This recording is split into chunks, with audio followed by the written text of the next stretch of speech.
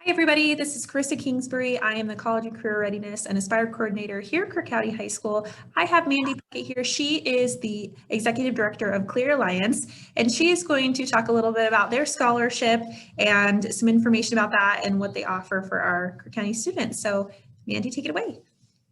Thank you, Carissa. So my name is Mandy Puckett, and I'm the Executive Director of Clear Alliance. Clear Alliance stands for Children Learning Through Education and Research. So we are a statewide nonprofit organization, and we serve every county in Oregon.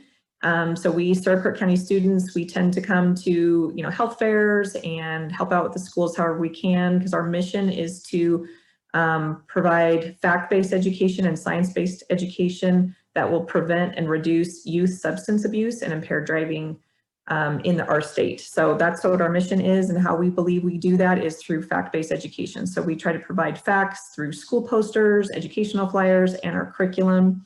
I have my website up in the background. Hopefully you can see that. We just revamped our curriculum that we've been presenting to schools across the state for going on 6 years now, 5 to 6 years, and we just made available brand new. We just launched this previous month, the new 2021 curriculum. So as you can see here, this is a little example of what it looks like. So this is kind of where you'll see us helping out with health teachers and driver ed instructors and Crook County High School and Crook County Middle School is through this curriculum. So what we're looking for with our high school scholarships, and I'll just walk you through where you can find it right under here. Clearalliance.org is our website. Get involved, click on student opportunities, and this will take you to both the internships that we offer. So we might be having a new presence office space in Crook County, which we're excited about. We're working on that now. So we are also located in Redmond, and we work very closely with Redmond schools as well. And so if that's something you're interested in, we encourage you to be part of our coalition. We write letters of support for your college. It's a really great community service opportunity if you want to look at an internship with Clear Alliance, and we always love to hear the youth voice. So that's one opportunity for you, which you can find right here under internships and look a little bit further. The advanced internship is a stipend. So if you're looking for a job to be a youth voice on youth substance abuse or impaired driving related issues, this would be a good thing for you to look at. The school internship, first time, as you can see, we have a lot of internships, and the alcohol and drug-free scholarship. So this may be what a lot of you graduating seniors might be looking for. If you click on this link here to the application the scholarship application, this takes you to the form. So what I would really recommend, and we're going to be doing an update on this because historically, to be eligible for this scholarship, we're looking for alcohol and drug-free youth, which means we're looking for youth that haven't had written referrals to your principal or the juvenile department or anything like that for vaping, drinking, using drugs. However, we recognize that youth fall into peer pressure and make mistakes, and maybe have, that maybe they've been provided alcohol or they've tried alcohol before, or, vaping. We recognize that youth make those mistakes. So if you find yourself like, I don't want to lie, my friend handed me one, or my mom handed me one, or my aunt or cousin, we understand. We don't want youth to feel like shied away from being able to apply. What we're really looking for in the essay is, what have you experienced as a youth? How do you see alcohol and drugs and impaired driving? Have you been put in a situation that has been tough and maybe fell into peer pressure and realized it really was not a good decision? And tell us about that, because this is how we can learn how we can do better for our nonprofit to provide education that is real life, fact-based, and is part of the experiences that teens experience today. That's what we really want to hear. So again, we're not wanting to see referrals like to the juvenile department, MIP alcohols over and over. That's probably not what we're looking for. We're looking more for peer pressure situations, personal situations you've encountered that you've managed to get out of peer pressure. Maybe you realized a mistake you made and now you want to share your message with other teens. That's really kind of what we're looking for. So pay attention to the essay. Really, it's just pretty straightforward. The scholarship application gives a lot of details, like what colleges have you applied for. It's open for you seniors, graduating seniors who are going on to college. It could be community college, state college, trade school. We're open to any of those things. The only thing is, because our our nonprofit serves Oregon. Kids who are eligible, teens who are eligible should be going somewhere in Oregon. So students have asked us about if they can apply if they're going out of state. Really, this is meant for students that are staying in Oregon. So that was another stipulation. All of this is in this form. And then you can put your accomplishments, any sports you're doing, any leadership opportunities you've participated in. All of those things are great to tell us.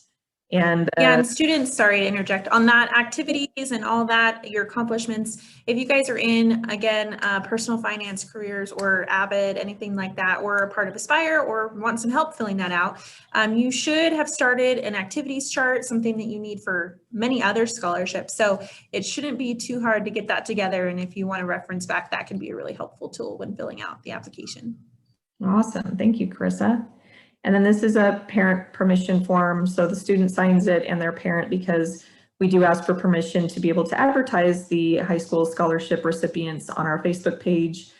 We send out a newsletter that goes out across the state of Oregon of who the recipients were of the Alcohol and Drug-Free Scholarship. So these are the instructions that talk about the essay.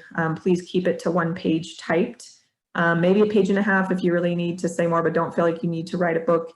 Again, we really are just looking for how you maybe experienced peer pressure or experiences you've seen in your life where alcohol and drugs has not helped the situation, and you know what you did about it. So, and why you've chosen an alcohol and drug-free life as your choice. That's really what we're looking for. So I hope that helps explain.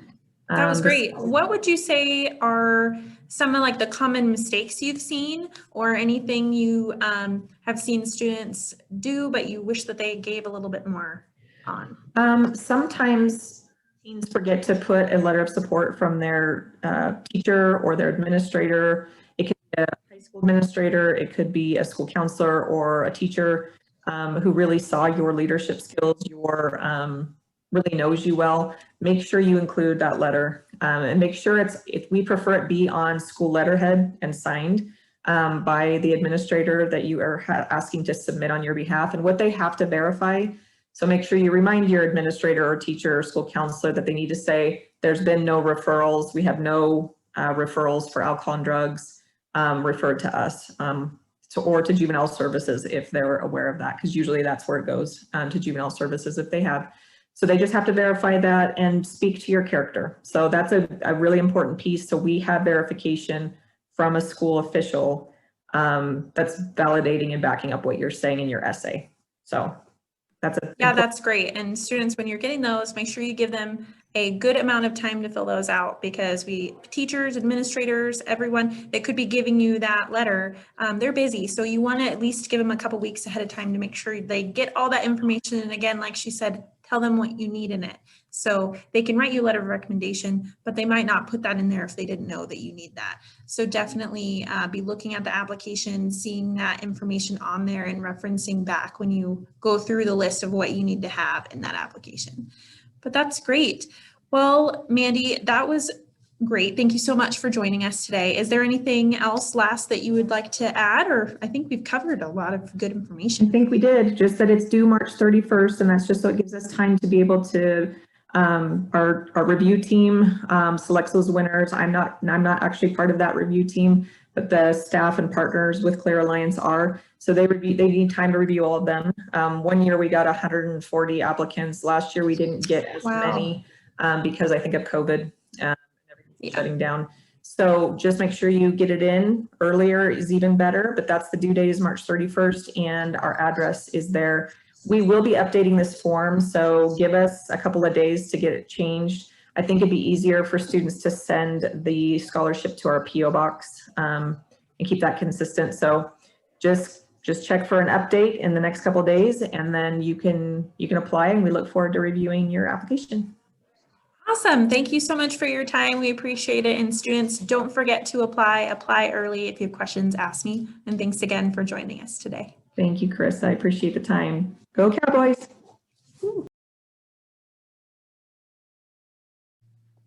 Hi, everybody. Carissa Kingsbury again here from Crook County High School. I again do the College of Career Readiness and Aspire coordination for our high school. I am talking with Edna Redhead today from our American Legion Auxiliary in Prineville, who's going to talk to us about some scholarships that they offer to our students and some ideas and tricks on applying for those. So Edna, take it away. Okay, I'm here to let you know today about the scholarships available through the American Legion Auxiliary. We believe that education of America's children is essential for the future of our nation, and we support students in their desire to continue their education by providing scholarships. The American Legion Auxiliary National Organization annually awards the following scholarships. One is the Children of Warriors National President Scholarship. We feel it's important to acknowledge the sacrifices of our service members and the sacrifices of their children. We sponsor this scholarship to support the children of our warriors. The candidates for this award would be daughters, sons, grandsons, granddaughters, great-granddaughters, great-grandsons, and of veterans who have served in the armed forces. There are 3 $5,000 scholarships awarded annually per geographic division. The scholarships are for undergraduate study only at a 4-year accredited college or university and may be used for tuition, books, room, and board.